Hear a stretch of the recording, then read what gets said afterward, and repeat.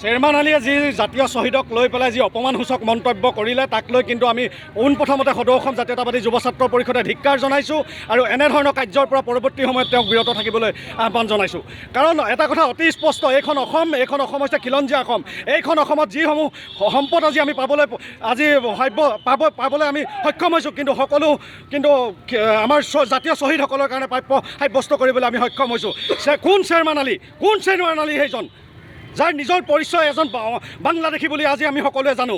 স্পষ্ট কথা, মাননীয় মুখ্যমন্ত্ৰী মহোদয়, স্পষ্ট কথা, শ্বেৰমান আলীক যদি 24 ঘণ্টাৰ ভিতৰত যদি আপোনালোকে আইনৰ আওতালৈ আনি পেলাই যদি তীব্ৰ শাস্তি প্ৰদান নকৰে, জেল হাজতলৈ যদি প্ৰেৰণ নকৰে, ইয়াতকৈ কিন্তু জংগী আন্দোলনৰ সন্মুখীন হ'বলৈ কিন্তু বিজেপি নেতৃত্বাধীন চৰকাৰখন প্ৰস্তুত থাকিব লাগিব। আৰু কংগ্ৰেছকো এটা কথা স্পষ্টভাৱে সকীয়াই থওঁ, আপোনালোকে যি এই বংগমূলীয় মুছলিমসকলক যেনেধৰণে ৰঙা দলিচা পাৰি পেলাই যেনেধৰণে ৰাজনৈতিকভাৱে শক্তিশালী কৰি তুলিছে, তাৰ পৰা বিৰত থাকক। অনাগত দিনত কিন্তু আপোনালোকৰ যেনেধৰণৰ আজি পানীত হাঁহ নচৰা অৱস্থা হৈছে, তেনেধৰণে কিন্তু অসমৰ ৰাইজে অনাগত দিনত আপোনালোকে অসমত যে কংগ্ৰেছ নামৰ যে এটা দল আছে, ইয়াত কিন্তু অসমৰ পৰৱৰ্তী সময়ত কিন্তু বুৰঞ্জীত চাবলৈ লগীয়া হ'ব, তেনে এটা দিন আহিব। সেইকাৰণে আমি স্পষ্ট কৰি দিছোঁ, অতি শীঘ্ৰে শ্বেৰমান আলীক কঠোৰভাৱে শাস্তি প্ৰদান কৰক আইনৰ আওতালৈ আনি, অন্যথা কিন্তু সদৌ অসম জাতীয়তাবাদী যুৱ ছাত্ৰ পৰিষদে ইয়াতকৈ জংগী আন্দোলন কিন্তু ৰাইজক জনগণক লগত লৈ কিন্তু কৰি যাবলৈ আমি প্ৰস্তুত আছোঁ।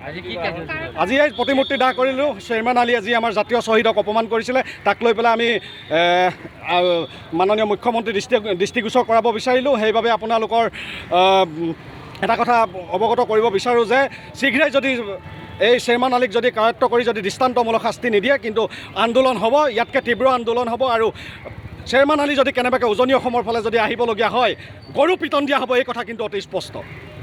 শ্বেৰমান আলীয়ে যি জাতীয় শ্বহীদক লৈ পেলাই যি অপমানসূচক মন্তব্য কৰিলে, তাক লৈ কিন্তু আমি পোনপ্ৰথমতে সদৌ অসম জাতীয়তাবাদী যুৱ ছাত্ৰ পৰিষদে ধিক্কাৰ জনাইছোঁ আৰু এনেধৰণৰ কাৰ্যৰ পৰা পৰৱৰ্তী সময়ত তেওঁক বিৰত থাকিবলৈ আহ্বান জনাইছোঁ।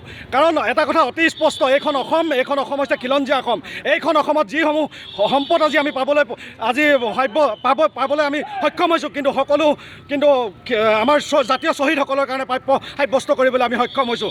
কোন শ্বেৰমান আলী সেইজন যাৰ নিজৰ পৰিচয় এজন বাংলাদেশী বুলি আজি আমি সকলোৱে জানো। স্পষ্ট কথা, মাননীয় মুখ্যমন্ত্ৰী মহোদয়, স্পষ্ট কথা, শ্বেৰমান আলীক যদি 24 ঘণ্টাৰ ভিতৰত যদি আপোনালোকে আইনৰ আওতালৈ আনি পেলাই যদি তীব্ৰ শাস্তি প্ৰদান নকৰে, জেল হাজতলৈ যদি প্ৰেৰণ নকৰে, ইয়াতকৈ কিন্তু জংগী আন্দোলনৰ সন্মুখীন হ'বলৈ কিন্তু বিজেপি নেতৃত্বাধীন চৰকাৰখন প্ৰস্তুত থাকিব লাগিব। আৰু কংগ্ৰেছকো এটা কথা স্পষ্টভাৱে সকীয়াই থওঁ, আপোনালোকে যি এই বংগমূলীয় মুছলিমসকলক যেনেধৰণে ৰঙা দলিচা পাৰি পেলাই যেনেধৰণে ৰাজনৈতিকভাৱে শক্তিশালী কৰি তুলিছে, তাৰ পৰা বিৰত থাকক। অনাগত দিনত কিন্তু আপোনালোকৰ যেনেধৰণৰ আজি পানীত হাঁহ নচৰা অৱস্থা হৈছে, তেনেধৰণে কিন্তু অসমৰ ৰাইজে অনাগত দিনত আপোনালোকে অসমত যে কংগ্ৰেছ নামৰ যে এটা দল আছে, ইয়াত কিন্তু অসমৰ পৰৱৰ্তী সময়ত কিন্তু বুৰঞ্জীত চাবলৈ লগীয়া হ'ব, তেনে এটা দিন আহিব। সেইকাৰণে আমি স্পষ্ট কৰি দিছোঁ, অতি শীঘ্ৰে শ্বেৰমান আলীক কঠোৰভাৱে শাস্তি প্ৰদান কৰক আইনৰ আওতালৈ আনি, অন্যথা কিন্তু সদৌ অসম জাতীয়তাবাদী যুৱ ছাত্ৰ পৰিষদে ইয়াতকৈ জংগী আন্দোলন কিন্তু ৰাইজক জনগণক লগত লৈ কিন্তু কৰি যাবলৈ আমি প্ৰস্তুত আছোঁ। আজি এই প্ৰতিমূৰ্তি দাহ কৰিলোঁ। শ্বেৰমান আলীয়ে যি আমাৰ জাতীয় শ্বহীদক অপমান কৰিছিলে, তাক লৈ পেলাই আমি মাননীয় মুখ্যমন্ত্ৰী দৃষ্টিগোচৰ কৰাব বিচাৰিলোঁ। সেইবাবে আপোনালোকৰ এটা কথা অৱগত কৰিব বিচাৰোঁ যে শীঘ্ৰেই যদি এই শ্বেৰমান আলীক যদি কায়ত্ব কৰি যদি দৃষ্টান্তমূলক শাস্তি নিদিয়ে, কিন্তু আন্দোলন হ'ব, ইয়াতকৈ তীব্ৰ আন্দোলন হ'ব। আৰু শ্বেৰমান আলী যদি কেনেবাকৈ উজনি অসমৰ ফালে যদি আহিবলগীয়া হয়, গৰু পিটন দিয়া হ'ব, এই কথা কিন্তু অতি স্পষ্ট।